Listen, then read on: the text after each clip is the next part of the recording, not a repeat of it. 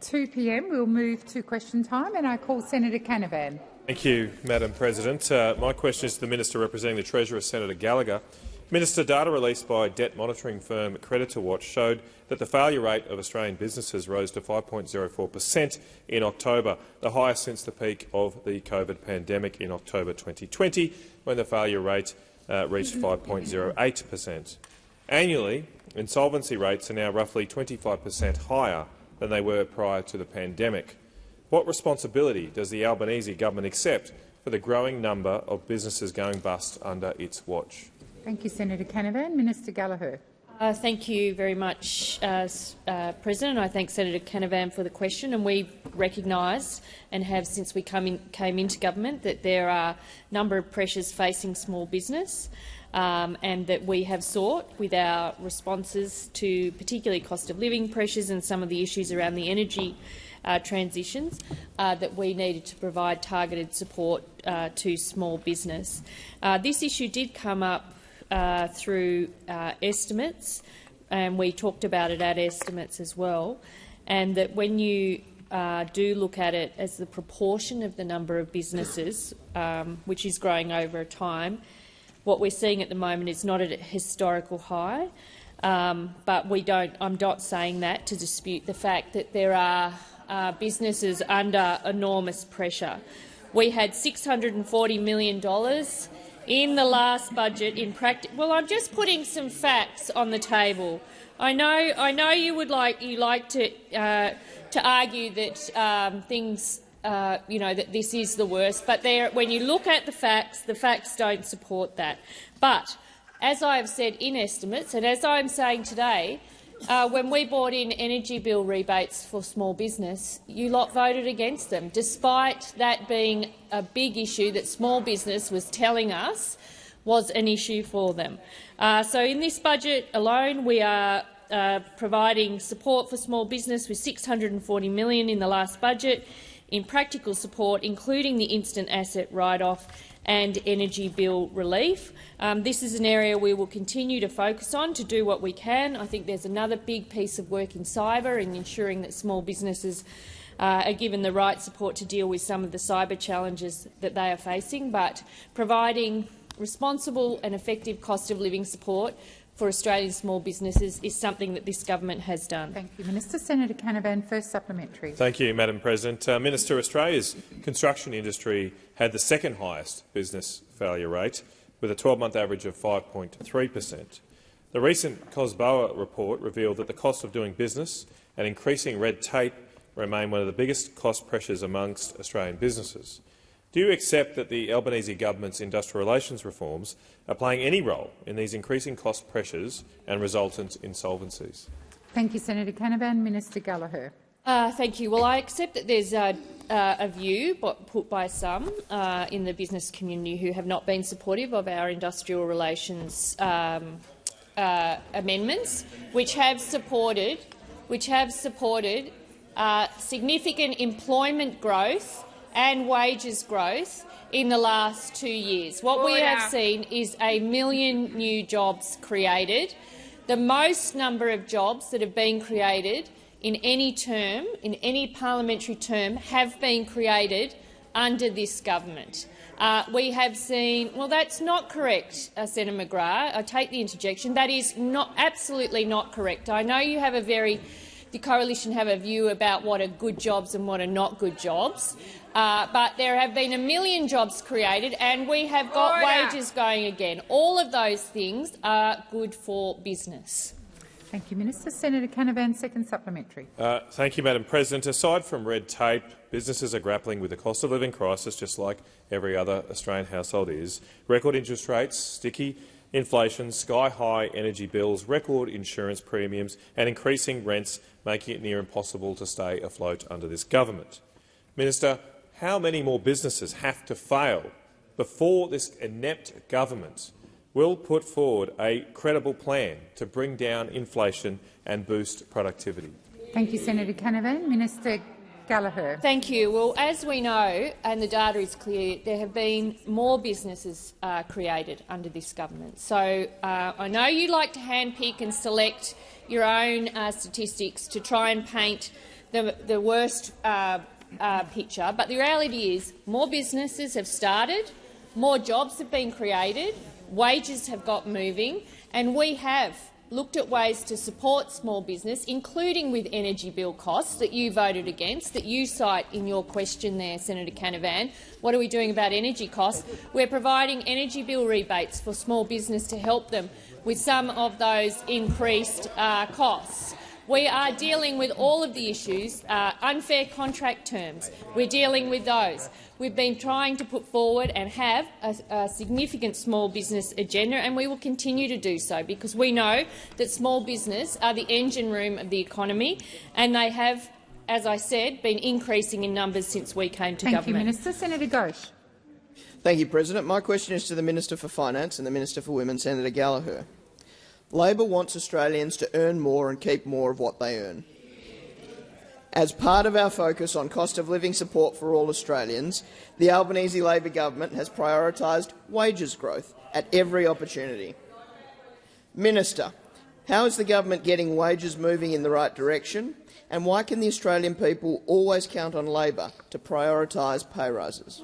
Thank you, Senator Ghosh. Minister Gallagher. Thank you, President. I thank Senator Ghosh for that question and for focusing on wages of Australian workers and the plans that the Albanese government have been putting in place to make sure we get wages moving again after a decade of wage stagnation and a decade of economic policy that sought to keep wages growth low.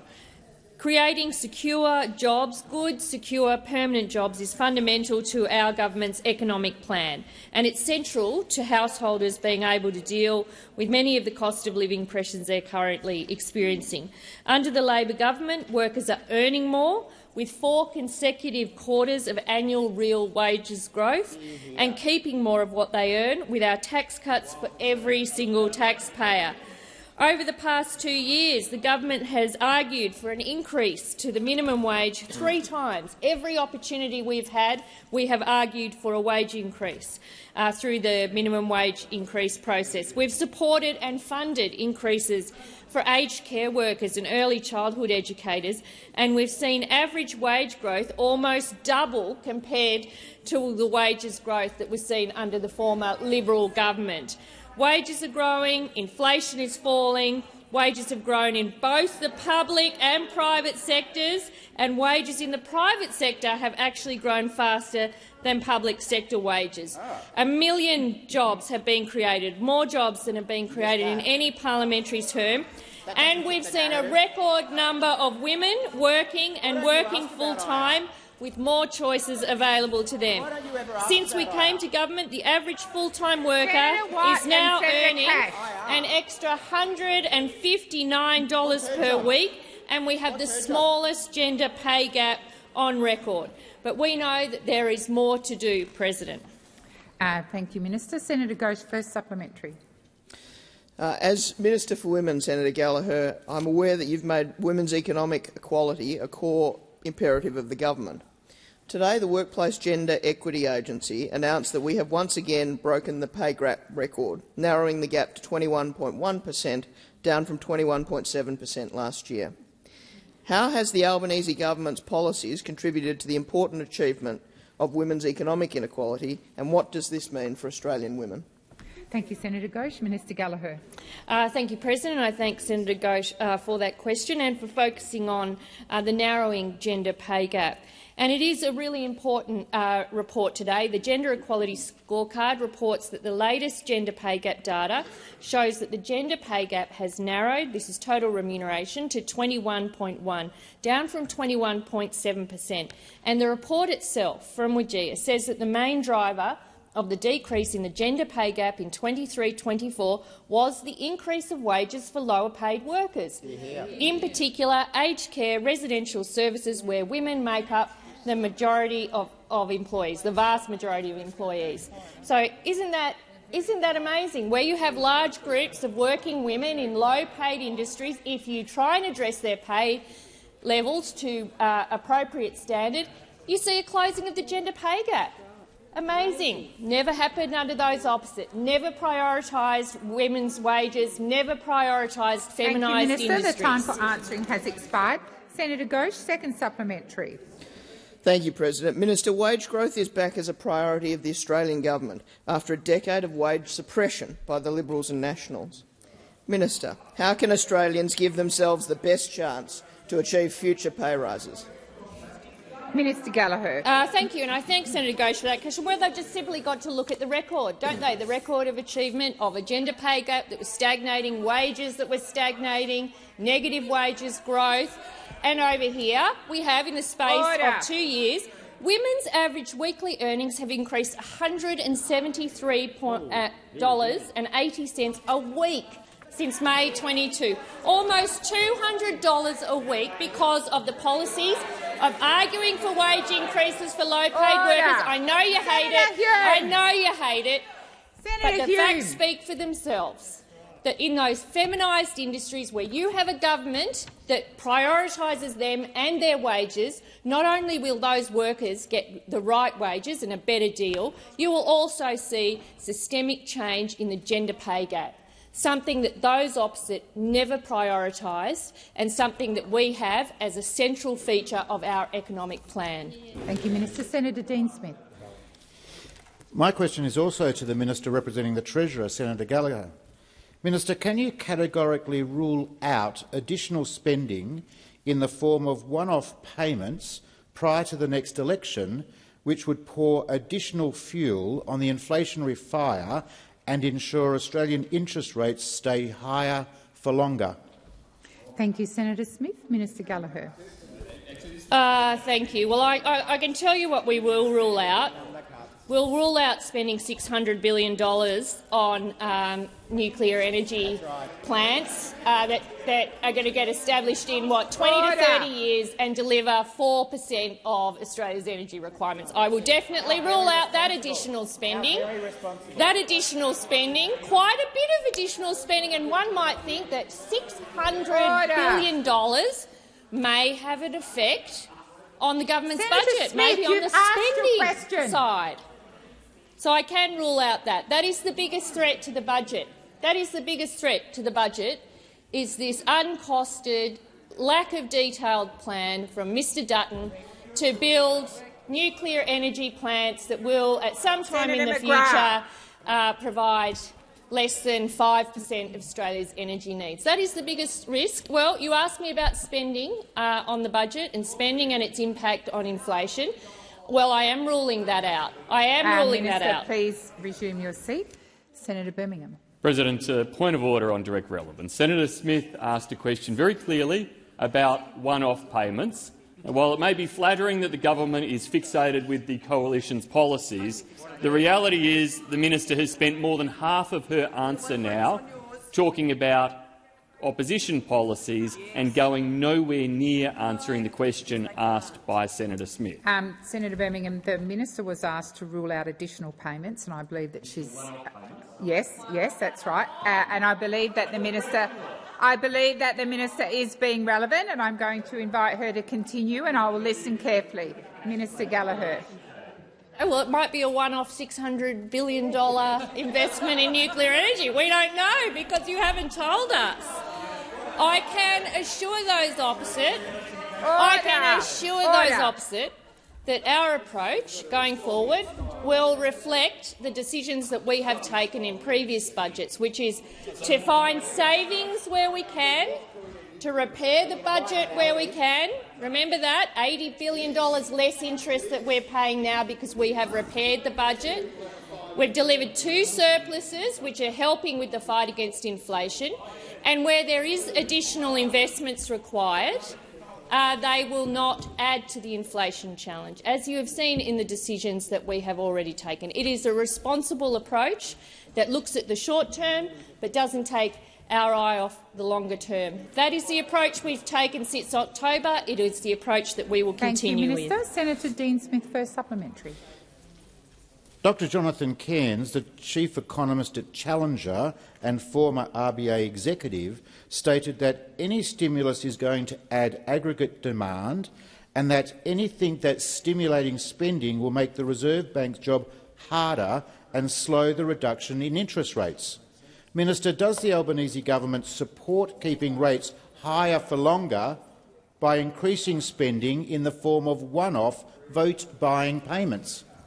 Thank you, Senator Smith. Minister Gallagher. Thank you very much. And I'm sure that Senator Smith is very interested to know that the latest inflation figures show that headline inflation is the lowest it's been in almost 4 years. When we came to office, it was much higher and it was rising. It's 6.1% and now it's 2.8%. We also know that inflation is now half of what we inherited and about a third of its peak. And all of us in this place should welcome that, all of us, because that means that the prices people are paying is less than what we inherited when we came to government, when inflation was rising under you and interest rates were rising as well. Our budget strategy, and I know you continue to misquote the RBA, you continue to misquote them in all of your questions, when they have said that our surplus budgeting is helping in the fight against inflation. We've delivered 2 surpluses, something that you were not able to do in your entire time in government, the first 2 surpluses in 15 years. Your time has expired. Order. Order. Senator Dean Smith, second supplementary. Public sector spending reached a record high of 27.3% of GDP in the June quarter, with economists and the RBA now effectively ruling out an early 2025 rate cut and forecasting no cut until at least July, August or even later. Minister, as rates stay higher for longer and insolvencies rise, real disposable income goes backwards, Senator Smith. The time for answering and our your standing of question living has diminishes. expired. Minister Gallagher.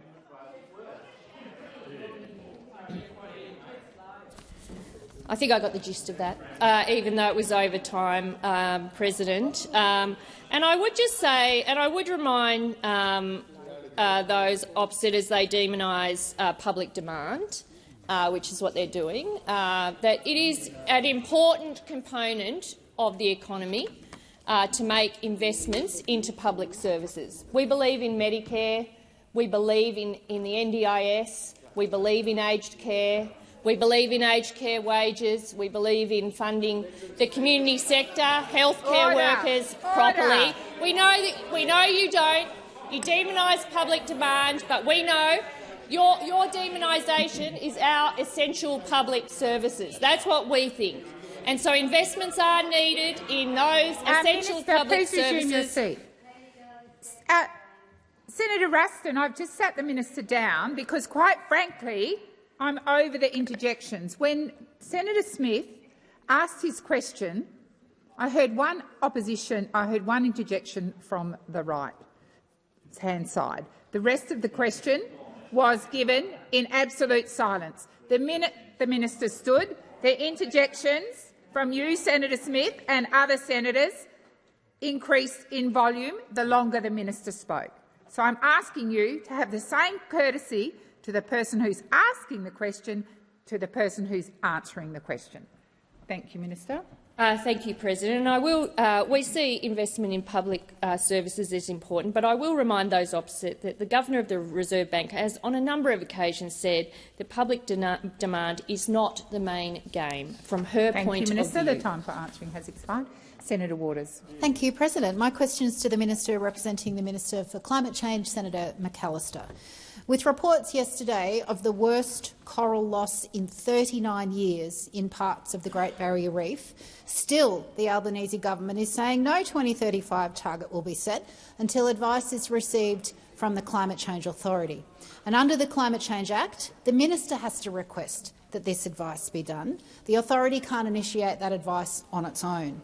So my question is, has the minister formally asked the Climate Change Authority for advice under Section 15 of that Act on what Australia's 2035 targets should be? Thank you, Senator Waters. Minister McAllister. Thank you very much, President. And Senator Waters did give me the courtesy of alerting me that she'd asked this reasonably particular and fact-based question, and I can draw her attention to the website of the Climate Change Authority, which says this: the Climate Change Authority is developing advice on the 2035 emission reduction targets for Australia's next nationally determined contribution, as requested by the Minister for Climate Change and Energy. And they go on, President, on their website to talk a little bit about how they're doing that, because what they're doing is complex whole-of-economy modelling, policy analysis, consultation and consideration of international trends. Now, the question from Senator Waters seems to suggest in some way that the decision to make this request of the Climate Change Authority is a device of some kind by the government. Senator Waters might recall that the decision to insert such a requirement into this legislation was a decision that was supported by the Greens political party. In fact, it was a decision that we also welcomed. We think it is useful to have an independent, authoritative source of advice and analysis that can assist the government in recommending any future target. And so we are proceeding in exactly the way was set out in the legislation. We are requesting advice from the Climate Change Authority, and we look forward to receiving that advice, which, as the Minister has indicated on many occasions publicly, he will consider and weigh before recommending any future target. But I think the point is, Senator, that there is a lot of work to do in relation to our existing targets. Those opposite, as I understand it, don't plan to have a 2030 target at all. In fact, some of them are talking about walking away from the 2050 target. Some of them are calling to pull out of the Paris Agreement. We're getting on with climate action. Thank you, Minister. I'm waiting for order.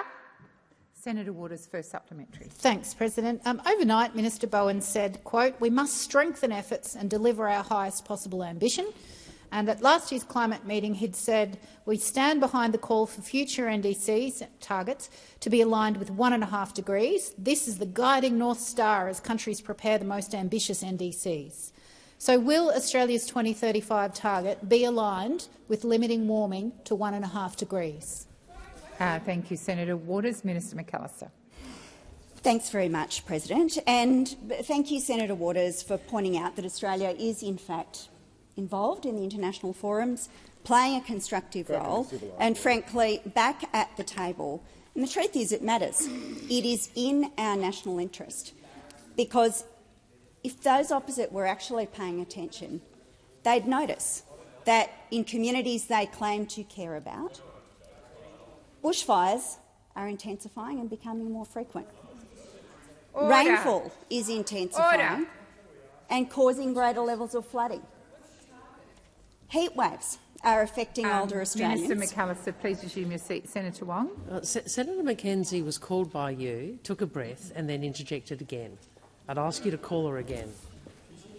Senator Mackenzie, I will remind you I did call order. You and Senator Patterson were interjecting. Senator Patterson kept quiet and you continued on. Minister McAllister, please continue. Thanks very much, President. Senator Waters points out that we're at the table calling for international collaboration to deal with this challenge because it matters for Australians and, incidentally, it matters for our neighbours in the Pacific. And the approach we take to setting the target will be exactly as we have explained on many occasions and is set out in the Act. Thank you, Minister. The time for answering has expired. Senator Waters, second supplementary. Thanks, President. The UK has set the test for the rest of the world by pledging an 81% reduction in pollution by 2035. To be anywhere near that sort of ambition, the Australian government would have to finally confront the oversized contribution that our coal and gas exports make to cooking our planet. Is that something that the Albanese government is willing to face up to? Thank you, Senator Waters. Minister McAllister. Thanks very much, President. Well, it appears again that the Greens political party are inviting us to offer and speculate about the kinds of targets we might propose prior to receiving the advice from the Climate Change Authority, because it appears that what you'd prefer is just a speculative process where we pick targets out of the air. What's actually been undertaken is analysis from the Climate Change Authority, which precedes government consideration of any target, which will be announced at the appropriate time. But the truth is, Senators, that action is required. And it's required because of the consequences for Australia and for our neighbours if we cannot, as a world, come to terms and start to reverse the warming trends that are causing so much damage to our communities. And we are back at the table, part of the international community, working to forge exactly such an agreement. Thank you, Minister. Senator Stewart. Thank you, President. My question is to the Minister for Indigenous Australians, Senator McCarthy. The Albanese Labor government is committed to improving outcomes for First Nations communities. Can the minister please outline what the government is doing to reduce the cost of everyday essential items and improve health outcomes in remote First Nations communities? Thank you, Senator Stewart. Minister McCarthy. Come to order, Senator Thorpe. Come to order, Senator Thorpe. Minister McCarthy. Thank you, President. And I thank Senator Stewart for the question. I know it is one that does concern her deeply. I recently returned home to my community of Borroloola in the remote Gulf region of the Territory, and residents in Borroloola, like many communities, President, face health challenges that are all too common among First Nations people, including diabetes and kidney disease. And like residents in other communities, they have to travel long distances for health care and treatment. During my visit, I was pleased to announce the Albanese government is investing $13.5 million for a multi-purpose community development that will include a renal dialysis clinic. A new renal facility in Borroloola means kidney disease patients will no longer have to relocate to Darwin or Katherine for life-saving treatment.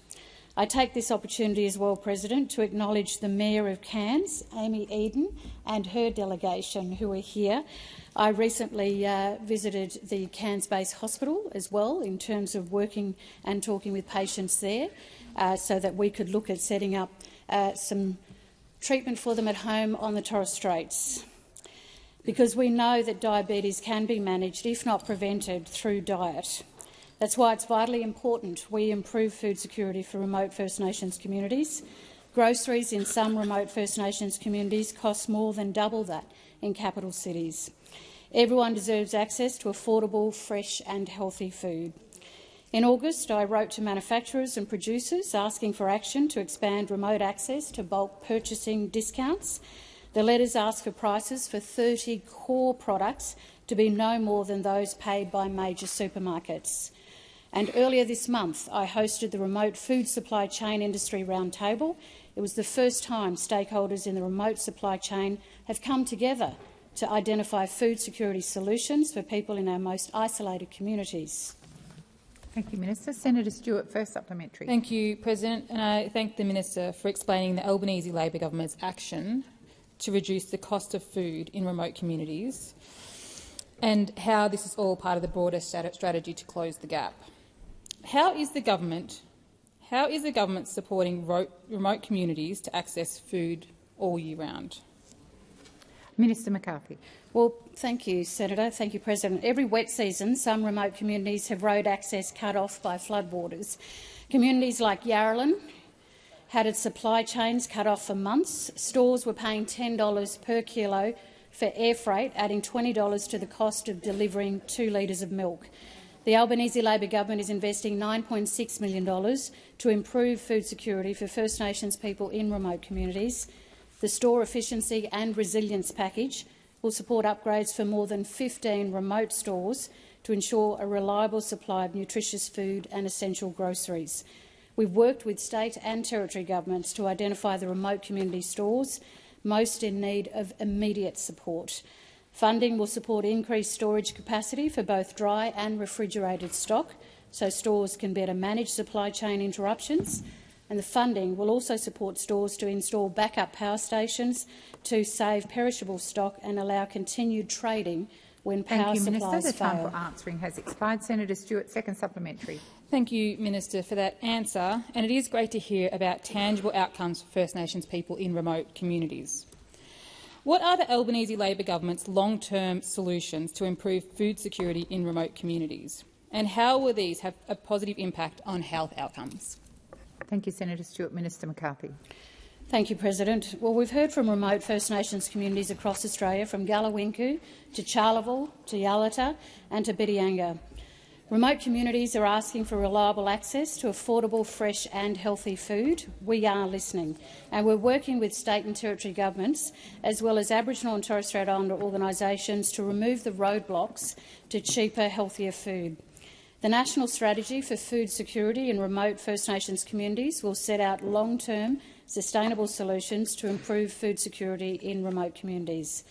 The National Strategy will identify and coordinate action for remote First Nations communities, and it will improve prices, quality and availability of food and other essential groceries.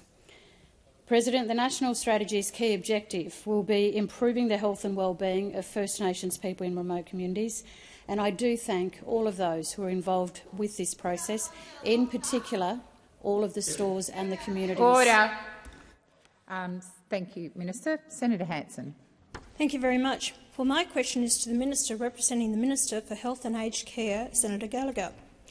Yesterday I visited the lawns in front of Parliament to speak to advocates for the many victims of the epidemic of male suicide in Australia.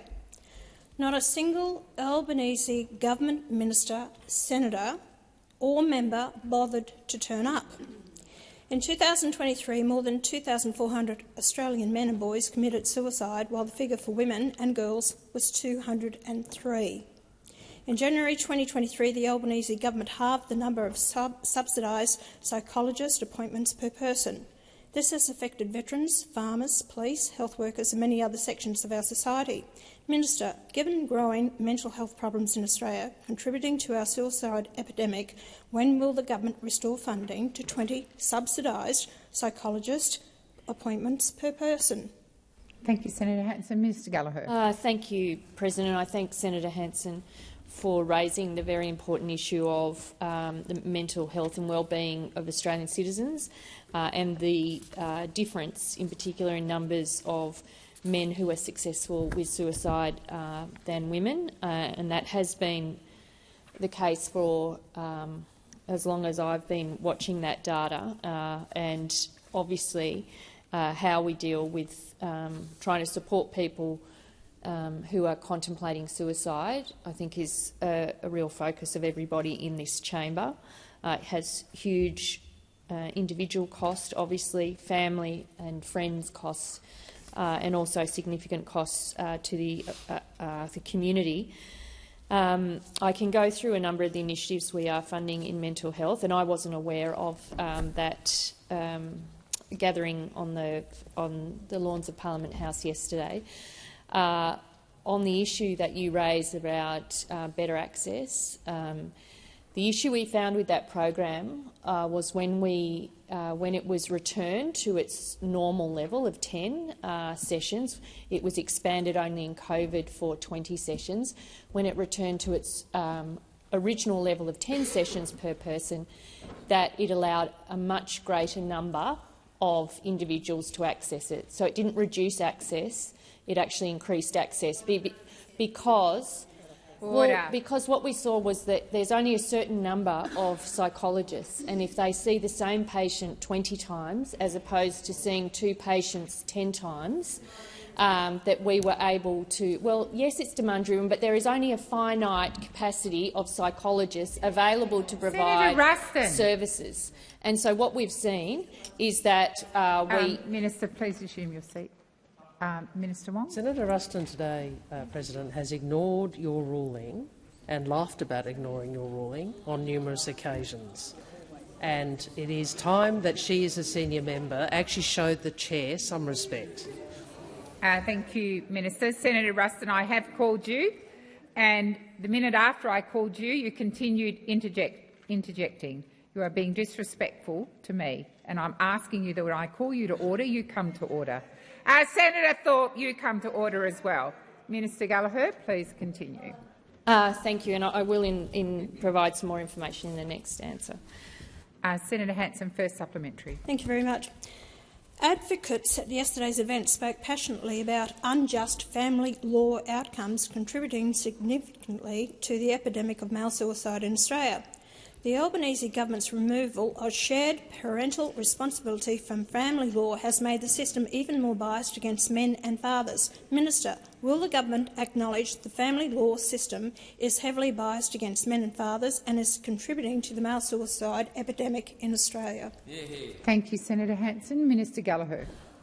Thank you, and I thank Senator Hanson for the question. And just to finish up on the Better Access program, which I just think it is important, the evaluation found that people with lower incomes and those living in rural, regional and remote areas were missing out on much-needed care, and that's why one of the programs that we are starting through the last budget is to establish a new national mental health service free of charge for all Australians regardless of your postcode, and there was significant investment, and it was particularly to deal with the issue that you raised, Senator Hanson. On the family law matters, the changes we made to family law were not aimed at disadvantaging one parent over another. They were focused on, and this was informed by advice from various inquiries, to have the focus on custody arrangements or access arrangements to be made in the best interests of the child. And that was, I think, agreed through this place. It was not aimed at disadvantaging any parent. Senator Hanson, second supplementary. May not be the case, but it's having the impact. The Albanese government has committed considerable taxpayer funding to address women's issues and has appointed an Assistant Minister for Women. The government has also stated on many occasions it is committed to gender equality. Minister, when will the Albanese government show a real commitment to gender equality and appoint a Minister for Men? Minister Gallagher. Thank you, and I thank Senator Hanson for the question. And she would note from the first national strategy on gender equality that it does include and mention specifically areas where men and boys face particular disadvantage. That is the whole purpose of gender equality. It is not promoting women over men or men over women. It's saying that we all benefit when both gender have access to equal opportunity. That is the whole nature of having a strategy on gender equality. And I can tell you that the assessment, particularly around health and particularly around mental health and access to health services, is looked at through what services are targeted and best designed to support men, and how do we reach men, particularly in relation to health services, because we know that men are more reluctant than women to reach out and access health services. Thank you, Minister. Senator Duniam. Thank you, President. My question is to the Minister representing the Prime Minister, Senator Wong. The CEO of the Australian energy market operator, Mr Daniel Westerman, was recently asked at a Senate inquiry if he could guarantee that electricity prices would be lower under the government's energy plans, and he responded, and I quote, "I can't guarantee that." No. Senator Ayres. Can the minister guarantee that the government's energy policies will lower the actual ongoing electricity bills for Australians, as Mr Albanese promised? Thank you, Senator Duniam. Minister Wong. Well, I tell you what I can guarantee. I can guarantee that energy prices under us will not include the $600 billion that you will spend on the single most expensive form of energy that there is. And I can also confirm that Australian households would have been worse off if you had got your way and prevented the energy bill assistance that the Labor government put forward from flowing to Australian households and Australian small businesses. And I can also confirm that your $600 billion nuclear scheme will take decades to build, will add $1,200 to power bills and provide 4% of energy needs. So the facts are, Senator, you can come in here and talk about energy bills. You can come in here and talk about energy bills, but you propose more expensive energy. Minister Wong, please resume your seat. Senator Duniam. Once I asked about the government's policies making power prices lower, not our policies that they don't even know about. Senator Duniam. The minister, order. The minister is being relevant, and I'll continue to listen carefully. Minister Wong. Well, it is clear that there is one party working to ensure we deliver cleaner, more reliable, cheaper energy to Australians. There is one party working to ensure we assist Australians to the extent we are able with higher energy costs. And there is another party that doesn't want Australians to be assisted, another party that wants to spend $600 billion on the most expensive form of energy there is, and now they want to make a political point about energy costs. You want to know why energy bills have been spiralling? In great part, some of it is international circumstances, but in great part it's because you and Senator Canavan and others didn't allow Senator Birmingham and others in your party to put forward an economically responsible transformation of the energy system. Thank you, Minister. The time for answering has expired. When your colleagues come to order, Senator Duniam, and on the right.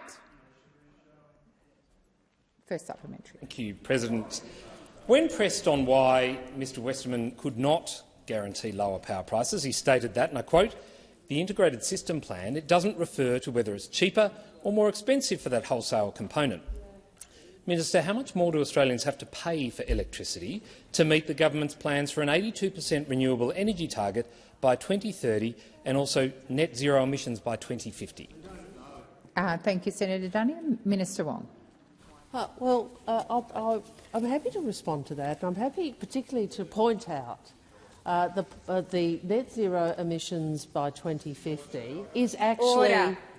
Oh, well, I'll take that interjection too from Senator Anti. Or was that Senator Canavan? Did you watch the doco? Because what we've noticed is, despite the fact that Mr Dutton and the coalition are for net zero by 2050, all of those who helped kill the 22 plans are now up to it again. Senator Canavan saying very clearly, why do we remain committed to this radical net zero agenda?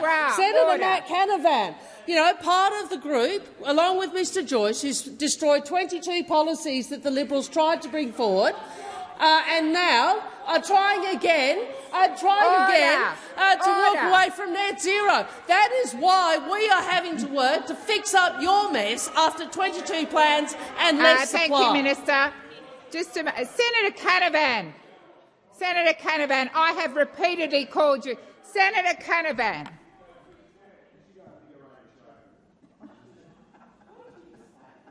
Senator McKenzie, I am now standing.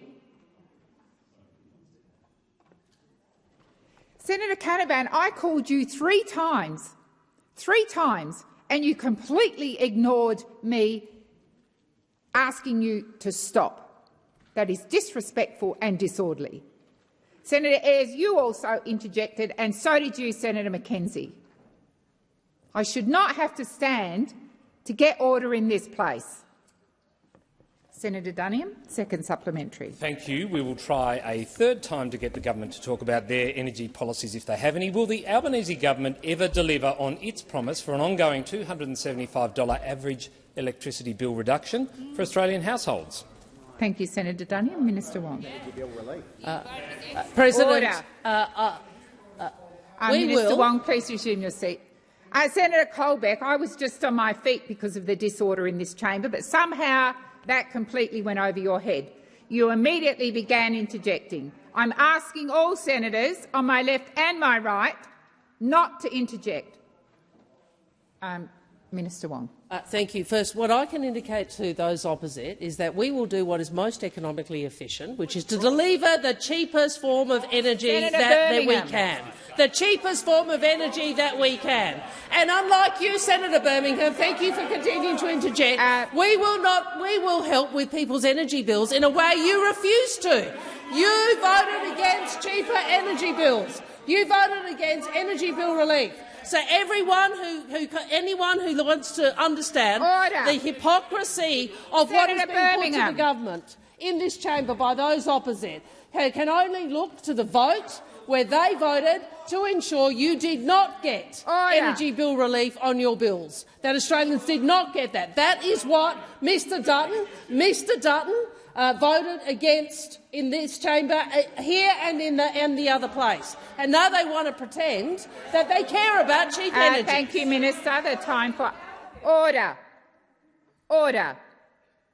Senator Thorpe. Thank you, President. My question is for the Minister for Indigenous Australians, Senator McCarthy.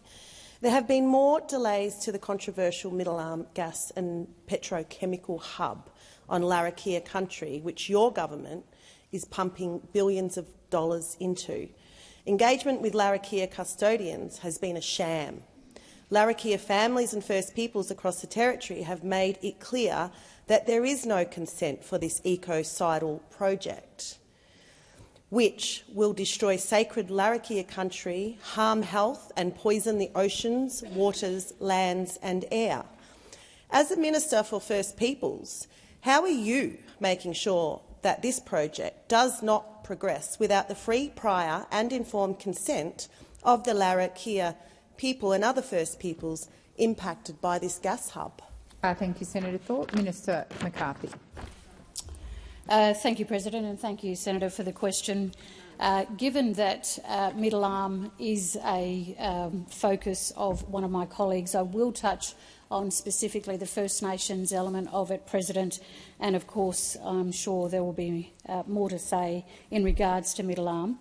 But in terms of any First Nations organisation or First Nations people to do with construction or with development, there is always a process in each state and territory jurisdiction. Madam President, it is not for the Commonwealth in this particular instance to focus specifically on the Larrakia. It is of the Northern Territory Government in terms of the discussions and decisions they have. Minister but in McCarthy, terms of, please resume your seat. Senator Thorpe. Point of order on relevance. This is about free, prior and informed consent. How do you get that? Thank you, Senator Thorpe. Your question was much broader than that, and the minister is being relevant to your question. Minister McCarthy. Yes, thank you.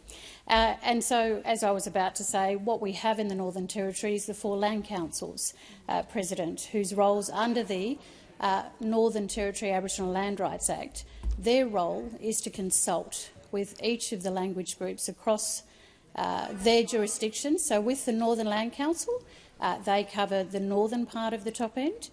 You have the Central Land Council in the central part of the territory.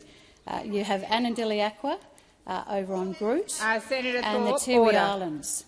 So it is important that through the Northern Territory Aboriginal Land Rights Act, that whether it's Larrakia people or whether it's people in the western area or the eastern area with the Yolngu, there is a process in which they go through to provide their consent.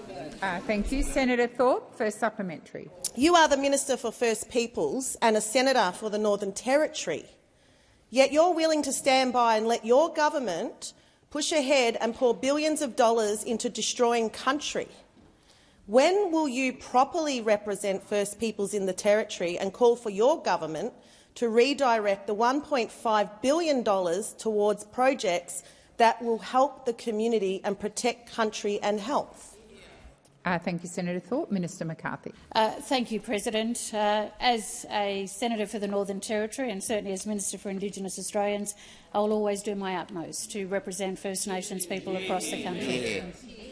Senator Thorpe, second supplementary. Senator Thorpe, Senator Thorpe, wait until you're called. Did you call me? Senator Thorpe. Do you want me to sit? Senator Thorpe, you are not in a debate with me. I simply asked you to wait until you were called. Senator Thorpe. Senator Thorpe, come to order. Senator Thorpe, second supplementary. President, your government won't stop the destruction of country. You won't introduce new cultural heritage legislation. You won't comply with the United Nations Declaration on the Rights of Indigenous Peoples. You won't touch Truth or Treaty, and you won't stop the ongoing genocide against our people. Given all of that, why do we even need a Minister for Indigenous Australians? Thank you, Senator Thorpe. Minister McCarthy. Thank you, President. Well, I certainly would completely disagree with Senator Thorpe. There is a great need for a Minister for Indigenous Australians in this country to push through on closing the gap to meet with state and territory ministers, which I did on Friday, to meet with the coalition of peaks who do their utmost to improve the health and livelihoods of First Nations people, to negotiate within Cabinet and with my colleagues with their respective portfolios on how we can reach agreement through the national agreement, which was actually signed by both the opposition and the government in every single jurisdiction.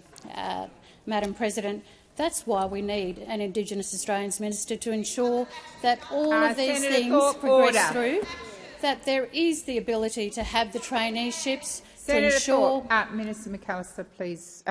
Minister McCarthy, I'm sorry. Minister Wong. Senator Thorpe continues to interject. I ask that you call her to order. I have been calling the senator to order. Senator Thorpe. Minister McCarthy, please continue. And I'm certainly incredibly proud of the Indigenous organisations that do their best for First Nations people across this country. Thank you, Minister. The time for answering has expired. Senator Urquhart. Thank you, President. My question is to the Minister representing the Minister for Skills and Training, Senator Watt. We know fee-free TAFE is changing lives. Within the first 3 months, more than 118,000 people had enrolled in free TAFE courses, with hundreds of thousands more over the past 18 months. These enrolments have been in areas like care, early childhood education and construction. How is the Albanese Labor government bringing costs down so Australians can get the skills they need for the jobs they want? What are the key barriers to delivering this support to Australian students? Minister Watt. I did call you. It's order. I did call you. Please continue. Well, thanks very much, Senator Urquhart. And while we will very much miss you in this chamber, we know you will do an outstanding job as the future member for Braddon.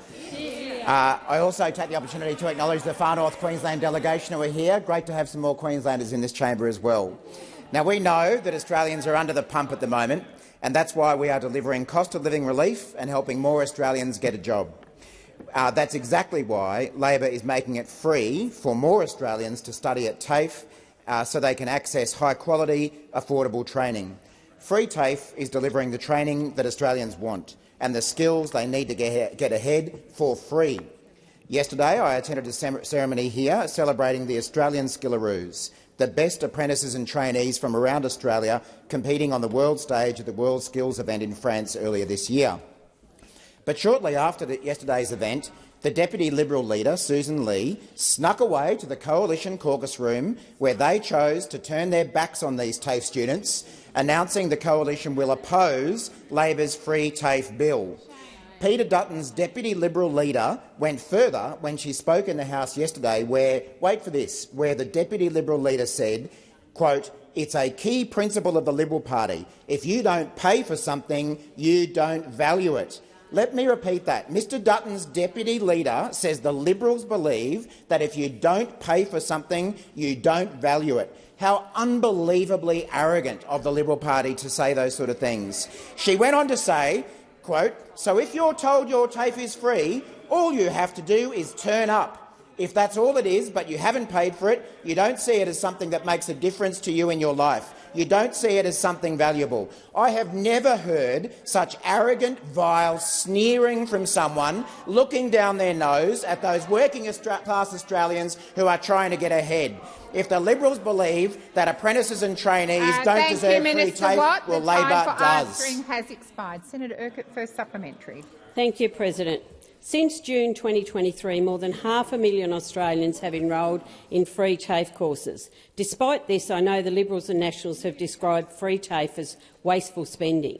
Why is it important that free TAFE is enshrined in legislation, and what would be the consequences of failing to do so? Thank you, Senator Urquhart. Minister Watt. Well, thanks, Senator Urquhart. You've really got to hand it to Mr Dutton's coalition, because it is them who called free TAFE wasteful spending. It is them who say that Australians don't value something if they don't pay for it. No Labor government will ever call TAFE a waste, and I'm proud the Albanese Labor government is locking in free TAFE, making it permanent nationwide, and so are the working-class Australians who are taking up those free TAFE places to get ahead in life. But the Liberals and Nationals say that you don't value something if you don't pay for it, that you should pay more to go to TAFE. So what else do the Liberals say that Australians don't value because they don't pay for it? Senator What else will Mr Dutton make Australians pay for just so they can value it?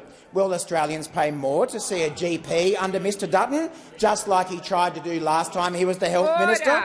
Will Australians pay more to access the free NDIS, just so they can value it? Australians are beginning to realise exactly how arrogant and reckless Mr Dutton is, and we'll make sure they remember it. Thank you, Senator Watt. Senator Urquhart, second supplementary. 1 in every 3 free TAFE places have been taken up by people in regional communities, and 6 in every 10 enrolments have been women. How is the Albanese Labor government's investment in free TAFE supporting people across Australia to get high-quality skills our country needs, and what challenges has this cost of living support faced so far? Minister Watt. Well, thank you, Senator Urquhart. Well, obviously the biggest challenge we face in delivering more free TAFE to Australians is the sneering, arrogant view from Liberal Party members and senators that if you don't value something, if you don't pay for it. Now, if the Liberals believe that the diesel mechanics in Mackay taking up free TAFE don't value their training, well, Labor does. If the trainee nurses in Devonport don't value their training, don't value their courses, well, Labor does.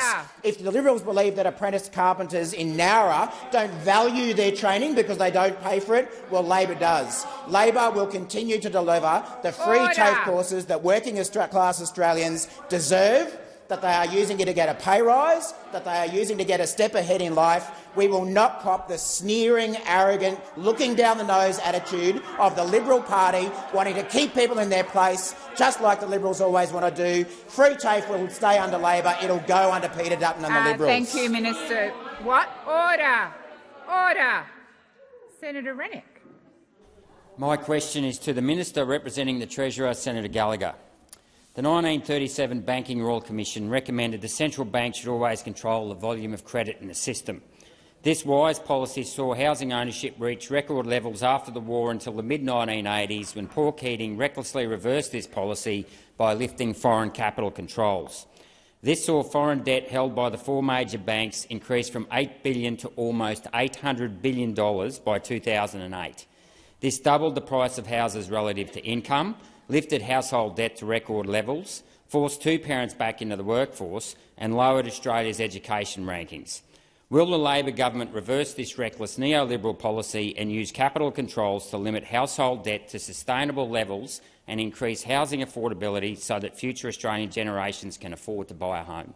Thank you, Senator Rennick. Minister Gallagher. Thank you. No, the government isn't planning on reforms such as outlined by Senator Rennick. Our focus on housing affordability is on the supply side. That is the area of pressure which we are experiencing in the housing market right now. There are simply not enough houses to match the demand for houses, and we do believe the government has a role to play to ensure that we are delivering the right type of housing for the demand that's out there. And so that does involve making sure that we've got funded services dealing with homelessness and people in needing of particular support in that sector. Then in the social and affordable housing sector, the community housing sector, making sure that there is accommodation and suitable projects happening there. Then looking at how we can support renters through rent assistance and a big increase that we've put in there. And then beyond renters, we're looking at how do you support people into home ownership. So through our Help to Buy scheme, which is stuck in this Senate, but which would support tens of thousands of people into home ownership, with the government providing the necessary support there, and ensuring that we're working with the states and territories to unblock all of the barriers and the bottlenecks that exist on the delays in infrastructure and enabling works to get housing developments open. So that is the plan that we have, Senator Rennick. I accept it's not your preferred plan, but that is the plan that we have been working on for the last 2 years since we came to government. We do believe there's a role for the government to intervene and to be actively involved in supporting the areas of demand in the housing system, but we would prefer the path that we've gone on, which is focusing on supply. And it would be great if the Senate would support some of those bills that have been locked in here for way too long. Thank you, Minister. Senator Rennick, first supplementary. Australians don't want foreign social media companies controlling their free speech. Yet that is exactly what happens with our banking system, whereby the government allows domestic banks to borrow unsecured credit from foreign banks with no controls in relation to earnings capacity or security. Will the Treasurer take responsibility for the volume of credit in Australia rather than allowing it to be controlled by foreign central banks?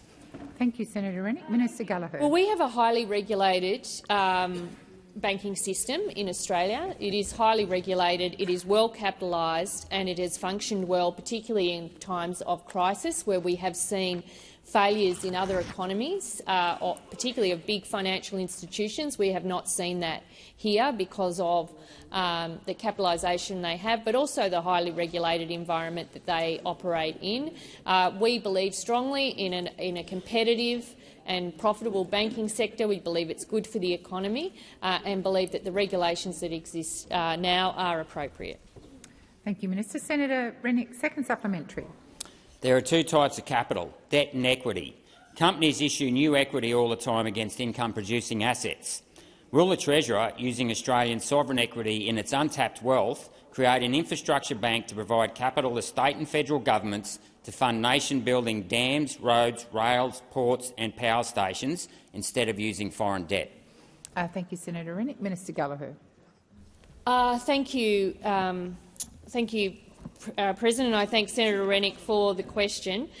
We certainly believe the Commonwealth has a role in nation-building infrastructure. That's why we have a very significant infrastructure program that Minister King is rolling out, and we do have a role to play in water security, in national highways and other important projects. We believe the way that they are being funded right now is appropriate.